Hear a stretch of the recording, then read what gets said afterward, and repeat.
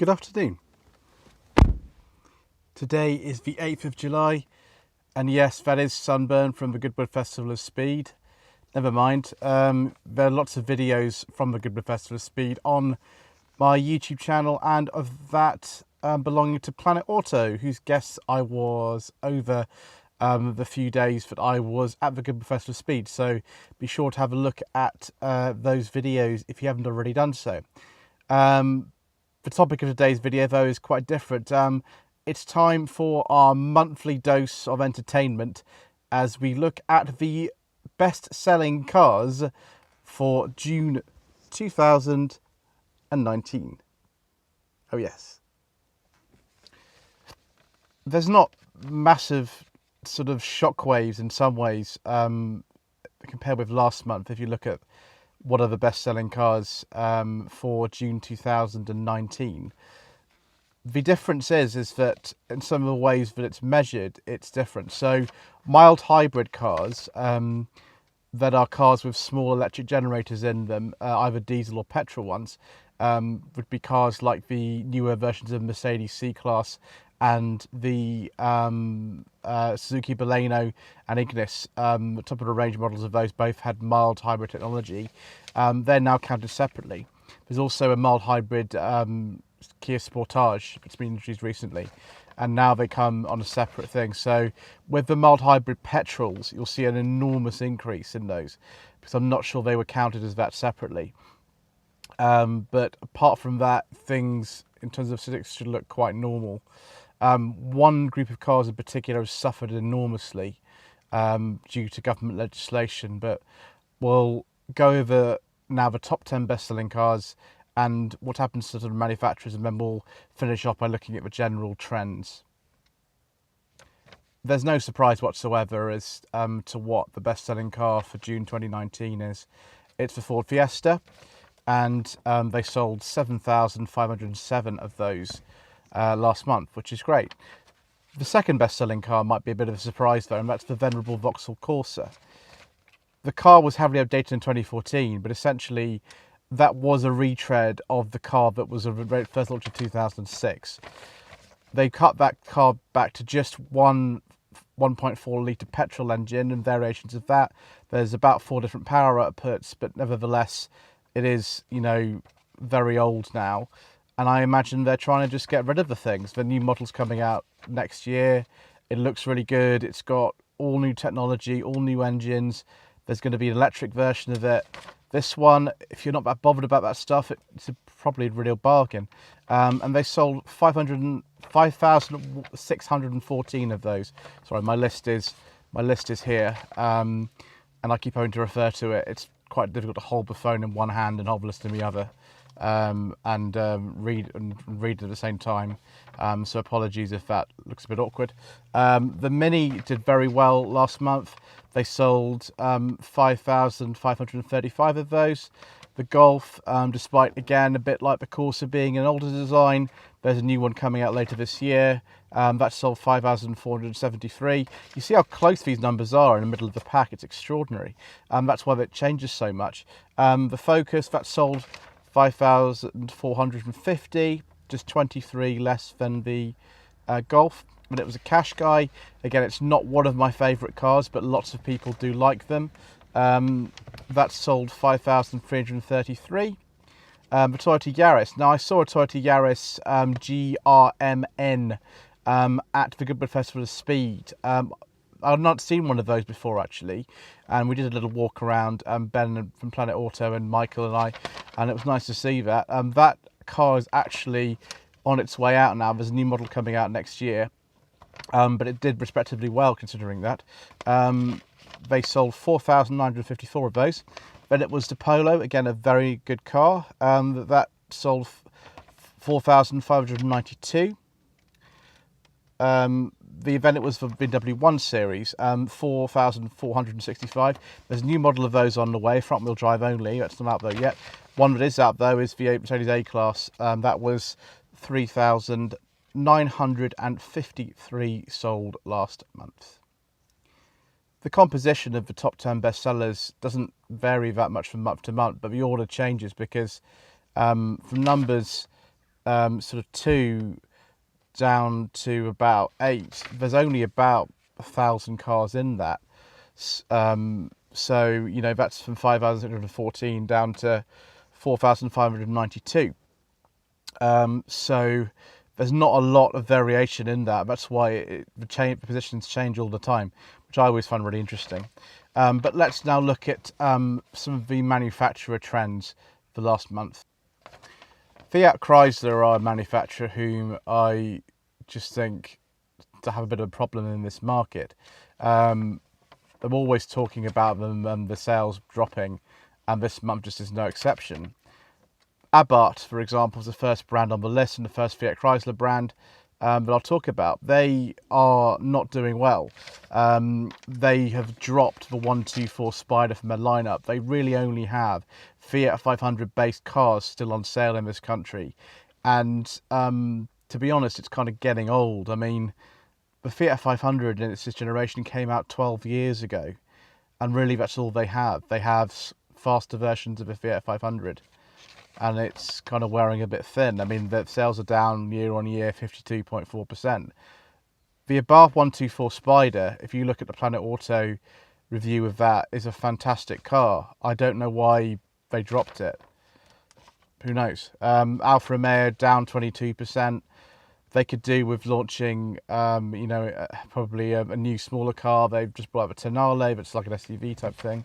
Looks quite nice, actually. Audi down 2.19%. Anything that's actually above 4.9% is doing well, because that's the general drop for June 2019. Similar figure to last month as well. Bentley's down 59% for some reason. They've just launched the new Flying Spur. I saw that at the Cooper Speed. It looked pretty nice. So hopefully they can sort of reverse that trend. Citroën, they're down 22%. Then not all PSA brands are doing sort of badly, but from here it looks like the mainstream ones, which is Peugeot, DS and Citroën, didn't have the best month. Dacia, massive surprise, up by 47%. This might be due to the fact that they've got some decent engines now in the Duster. They've got a new 1.3 turbo that's shared with Mercedes A-Class, and that looks to me to be a very, very decent type of engine. So it's not all bad news for everyone. That said, of course, PSA are not overall doing that well. If DS is down by 51%, which it is, that new DS3 Crossback can't go on sale quickly enough. Fiat, again, they're probably going to dump the Tipo. They've dumped the 124 Spider. Again, it's just variations pretty much in this market on the very old 500 and the Tipo. If that stays around much longer, I'll be surprised. And then, of course, the sort of variations on the 500 theme, the 500 LX. I don't particularly like those cars. I think they're quite cynical marketing ploys. Fiat really needs to replace the Tipo properly and bring out some other kind of models, I think. It's down 33.5% in the last month. Ford didn't do too badly. They're up by 1.28%. They've rationalised the Fiesta range, and they've just released the new Focus ST, and they'll be releasing the new Kuga and the new Puma soon, which should be good. Honda, they're down by 16.33%. They're releasing the new E soon. I saw that at Good Professor Speed. That looks to be a fantastic car. I hope it does well for them. Unlike most months, Hyundai and Kia, generally one of the brands in the portfolio does well and the other one doesn't. In this particular instance, both Hyundai and Kia haven't done that well. Hyundai's down by 10%, but it's not as bad as Infiniti. Infinity's down by 59%. Now, Infiniti is in the process of being withdrawn from Britain, so it's not surprising particularly, but they only sold 40 cars last month, so that can't go much longer, can it? Jaguar did really well. Jaguar and Land Rover both did well last month. They were down by 0.74% for Jaguar, and we'll get on to Land Rover in a bit. Jeep were down by 9.6%. Now, I do think the Renegade looks quite nice. that's an attractive car, I think. I don't know about the engineering, but the Trailhawk is interesting in that range. It's very expensive, very niche model. Planet Auto had one of those recently and really liked it, and I understand about that if you're really into off-roading, but most people obviously who buy small SUVs aren't. The Compass and the Cherokee, I'm not sure are the best cars, to be honest. There's so many more on the market that most people probably buy. Most people just go and buy a cash car, don't they, for that type of car. Kia, as I said, they're down by 6.9%, possibly because they can't get enough of those e-Neros out there. There's a massive waiting list for those. Land Rover, though, as I mentioned earlier, they are up by 7.8%, which is fantastic. That might be due to the new Evoque coming out. I'm really hoping that Land Rover and Jaguar continue to do well. It's always good to see British brands succeeding. Lotus in... oh, gosh. Let's skip over Lexus for a second and go to Lotus. They haven't done well for so many years, and now they're up by 160% in a month. They haven't even brought any models out, apart from, I think, a mildly revised Evora. So that is a sort of fascinating thing to see.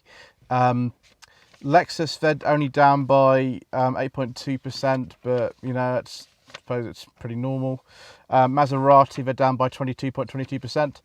I don't know what that means in terms of numbers, but yeah, they've got a few new models on the way. Possibly they might do a bit better, but again, it's Fiat Chrysler, so don't know. I want to be convinced by them that actually they are doing things to, encourage people to buy their cars, because the evidence of these figures is not strong.